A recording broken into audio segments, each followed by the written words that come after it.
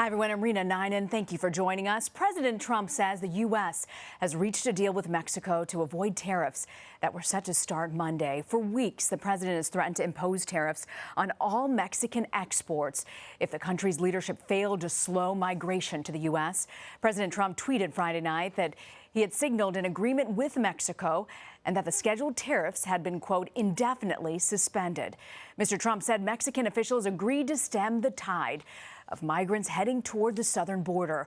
Mexico's ambassador to the United States had this to say about the deal.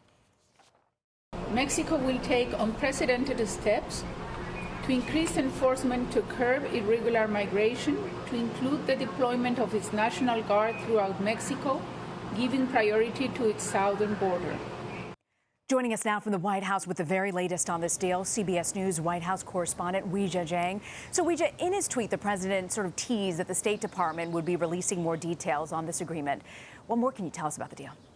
We know that the deal pretty much follows the outline that the administration set forth as soon as President Trump announced that he was considering these tariffs on Mexico. And so you have three main points that Mexico has followed as an outline in terms of cooperating with the United States. For one, they're going to commit more police and law enforcement officials to secure the border, especially the southern border with Guatemala. They'll be deploying troops there, about 6,000, according to President Trump, in order to secure that border and prevent those migrants from flowing then into the U.S. Secondly, they're going to crack down on criminal smugglers and traffickers.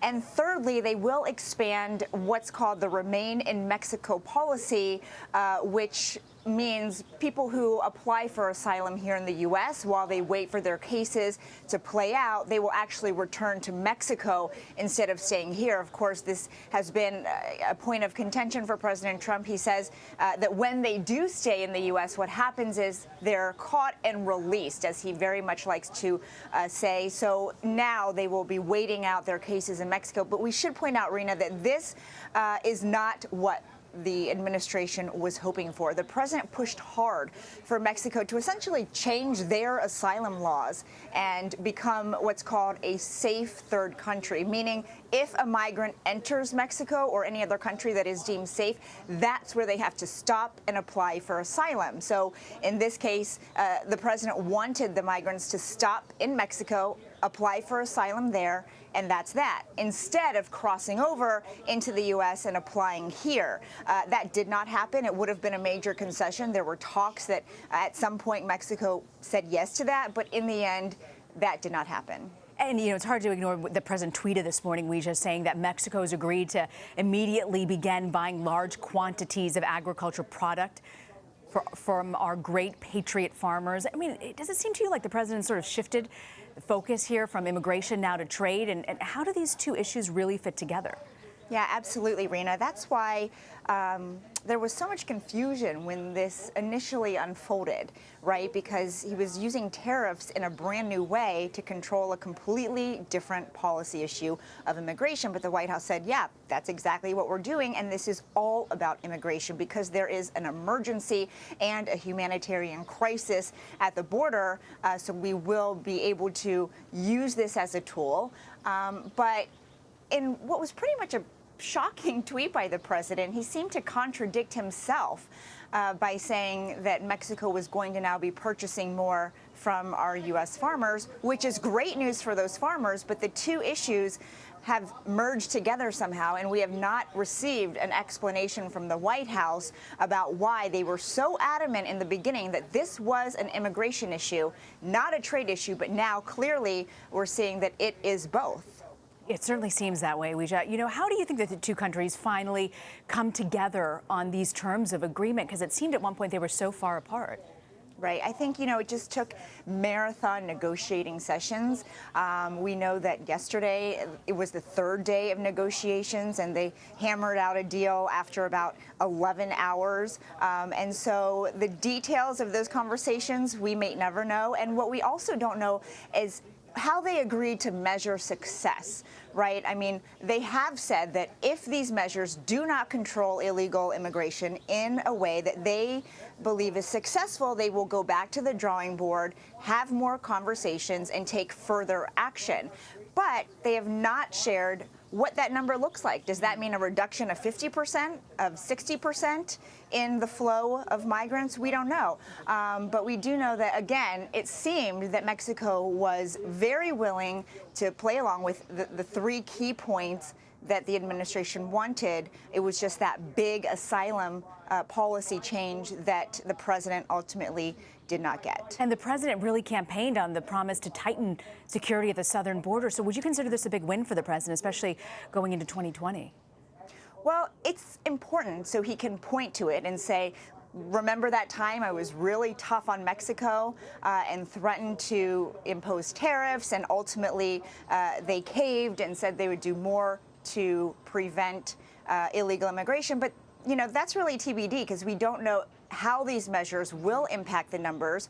Again, we don't know how they're going to be able to show this massive decrease. And also, Rena, you're right, he did campaign on illegal immigration, but more specifically on the wall. And it seems that if you're going to sit down with Mexico and hash out this sort of big immigration agreement, this would have been a perfect time to say, by the way, remember when you said you were going to pay for the wall? Let's get that done. And let's commit funds to do that. But that never came up. And remember, Mexico's current president and his the previous one have both said that's not going to happen. We're not going to pay for your wall. So he's going to have to answer to that, to why, even though he made those promises in 2016, it hasn't happened yet. Weijia Jiang. Weijia, thank you so much for this update. Sure, thanks. I want to also bring in Natalie Andrews. She's a congressional reporter for the Wall Street Journal and joins us now. So, Natalie, we know Senate Republicans were against imposing these tariffs towards Mexico. Did they play a role in somehow getting the president's decision on Friday to really drop these tariffs? Well, we certainly saw them being very vocal, issuing statements, going on TV, calling the White House, doing everything they could to say they did not want tariffs. Republicans see these tariffs as taxes that would be directly passed on to the businesses and consumers in their states. And they were very vocal that they did not want to see another end to the trade war, and starting with Mexico and as an ally. It's hard to know if it was the negotiations, if it was Republicans leaning on, because when I talked to Republicans this week, a lot of them expressed just kind of a feeling that they couldn't really control the president right now, and that he wasn't listening to them, that he was dead set or dead set on doing this. You know, the president has pushed for Congress to vote on his trade agreement that would replace NAFTA. The fact that he's dropping these tariffs, does it make it more likely that Congress will actually take that issue up? Well, we saw any talk about USMCA just gone out of the wayside this week because people wanted to talk about these tariffs and lawmakers were focused on these tariffs. So having this off the table for now will certainly bring back talks about USMCA and what they need. Nancy Pelosi said on Wednesday that she needs to see more enforcement principles in the trade agreement. She wants to see more on what would happen if people or employers violate the trade agreement. She wants to see that. She wants to see more on the environment. So there's still a little bit of hesitancy on what necessarily House Democrats will do. And there's also a growing pressure as we head into the summer. Lawmakers want to see this done before the August recess. And I know it's June now, but in Congress, that's really just a few weeks away. Yeah, it really is just a few weeks away. You know, congressional Democrats, what are they saying about this apparent deal? What are you hearing? On the tariff deal? Yeah.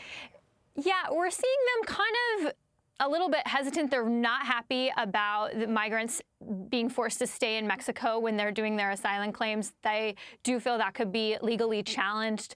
Nancy Pelosi feels like this Remain in Mexico policy, you can see the graphic. Yeah, she feels like it violates the rights of asylum seekers that we have. She often says, you know, the U.S. is welcoming to immigrants, and these are people that are trying to claim asylum, and they worry about the human rights aspect of that. They're worrying about camps being on the border already and what could happen.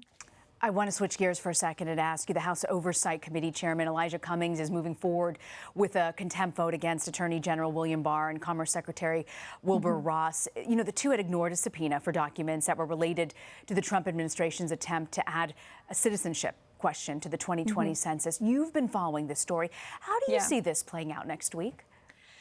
They really are adamant about this census question. They are looking for these documents, and they haven't gotten them. But when I talk to the Commerce Department, they'll make the note that these documents are tied up in the court cases that liberal and Democratic groups have started about the same census question. So they are like, well, we're not giving you the documents because our lawyers tell us we can't because it's part of a court case.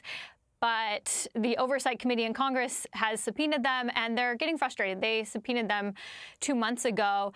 We saw Commerce make a few moves. They agreed to have 3 of their former senior officials testify before Congress in an interview format.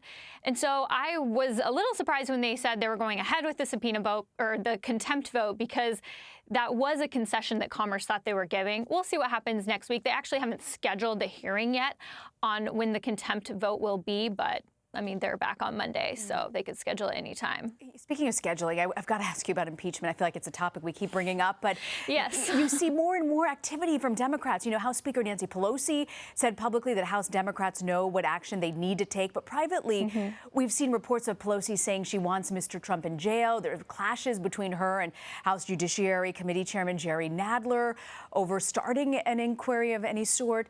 Do you think Pelosi can keep these Democrats who are really pushing for impeachment off? How long can she do that? I think Nancy Pelosi is playing a long game here, and she often cites the fact that she's very proud that she didn't impeach President George W. Bush when the pressure was on her years ago. And totally different circumstances, but I think that her citing that is a sign that she thinks she can keep this off. It's roughly about 60 House Democrats that have called for impeachment, and then several presidential candidates. But she feels like she needs to keep this off. She's playing a long game. I think she also sees that more than 60 House Democrats have called for things like Medicare for all, and she's also resisting pressure to bring that vote to the floor. She sees politics at play here. She was in the party in the 90s during the Bill Clinton impeachment, and she saw how that played out. And she's just not wanting to take something through the House, put House members in vulnerable districts that just won the majority. There's about 43 that just won the majority. About 21 of those House freshmen are in districts that Trump won. She knows they're going to have to share the ballot in 2020. She doesn't want to make them walk the plank for something that will just die in the Senate and could give Trump a victory in 2020 when he can say, hey, look, I got acquitted by the Senate, and go campaign on that and really villainize these Democrats. Yeah. You know, I want to end with 2020. It was a rough week for Joe Biden. He reversed himself on the Hyde Amendment, which restricts or bans federal money on certain abortions. A lot of people are wondering why he did this, and some folks within his camp said, well, you know, that's how he feels about this. How do you think this is going to play out for him? We're just a couple weeks away from the first debate. Is this a real fumble for him with what his fellow Democratic voters may have wanted? You know, Joe Biden, I think this publicly looked like a real reversal, a real flip-flop. I saw Democratic experts being like, ooh, but the Hyde Amendment is something that every single member of Congress who is running for president, and as you know, there's quite a list, has also voted for. So in this issue, he may have gotten off a little bit gentler because the president, if you voted for a spending bill in Congress, for an appropriations bill, you have also supported the Hyde Amendment. But every past presidential candidate has said they'd like to repeal it. That was part of Barack Obama's presidential campaign and Hillary Clinton, that they'd like to get this off the table. But if you've been a member in Congress, you voted for it. And so I think he got off a little bit easy. Jill O'Brien said she was glad he changed his mind, things like that. But it does set up a path. It does create a question as to the path Joe Biden is trying to carve out in Congress or carve out in the 2020 race. He's trying to be a moderate, but after some pressure, he flipped on this. Yeah, you know, I guess that was really the heart of the question I was trying to get at. Yeah. You know, when you're looking at all these other Democratic contenders, when it comes down to the people who will actually come out in 2020 in November to vote, who is the best to target at this point? Was he right to sort of, even though you might not politically agree with him, would the base that he's trying to attract to come in November, was he right to stand by the Hyde Amendment, or will this reversal really hurt him? We'll have to see. It's hard to know in November. I think earlier they're looking at the Democrats that will come out and vote in Iowa and New Hampshire and Nevada, and those are probably going to be on the left side of the party. But there's certainly people, when I talk to members of Congress, who are very nervous that the people who come out and vote early are not necessarily the same crowd that a presidential candidate will need to win in November in 2020 to beat Trump. And so Democrats that do want to support Biden because they see him as one of the few that could beat Donald Trump, they saw this as a little bit of a worry sign that he might go too far left. Natalie Andrews with the Wall Street Journal. So grateful you could join us, Natalie. Thank you. Thank you.